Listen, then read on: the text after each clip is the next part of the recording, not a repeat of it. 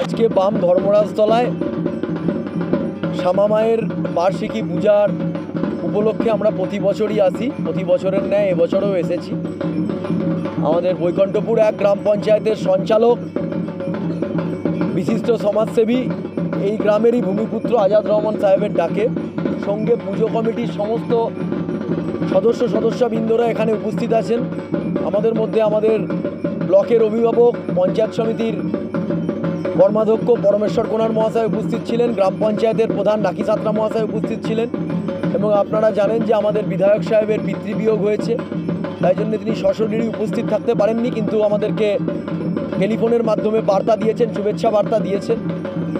যেভাবে আজাদ রহমান সাহেব একজন মুসলিম ধর্মাবলম্বী মানুষ হয়েও বিভিন্ন মন্দিরের উন্নয়ন সাধন করছেন, মন্দির প্রতিষ্ঠা করছেন, শুধু বামগ্রামই নয়, এলাকার বিভিন্ন জায়গায়। এই ধন্যবাদ জানাচ্ছি ওনাকে আমরা। যে রামকৃষ্ণদেব বলতেন, তিনি মাতৃসাধক ছিলেন, তিনি বলতেন যে যত মত তত পথ। তিনি সর্বধর্ম সমন্বয়ের কথা বলতেন। তারই শিষ্য বীর সন্ন্যাসী স্বামী বিবেকানন্দ বলতেন যে শিব জ্ঞানে জীব সেবার কথা। আজাদ রহমান সাহেব সেই পথই অনুসরণ করে চলেছেন। দেখুন, এই বার্ষিক অনুষ্ঠান প্রত্যেক বছরই হয়, খুব শ্রদ্ধার সহিত হয় এবং এখানে আমরা সকলেই একত্রিত হই। দেখলেন আমাদের পঞ্চায়েত 2 সমিতির সম্মানীয় কর্মাধ্যক্ষ পরমেশ্বর কোনার, উনি উপস্থিত ছিলেন এবং আমাদের বর্ধমান 2 তৃণমূল যুব কংগ্রেসের সভাপতি ভাতৃপ্রতিম সৌভিক পান ছিলেন এবং আমাদের প্রধান, আমাদের সকলের ছোট বোন, তিনিও উপস্থিত ছিলেন। সকলের উপস্থিতিতে এবং যারা আমার গ্রামের বয়োজ্যেষ্ঠ সকলের উপস্থিতিতে আজকে এই পুজোর শুভ উদ্বোধন অনুষ্ঠান আজকে সম্পন্ন হলো।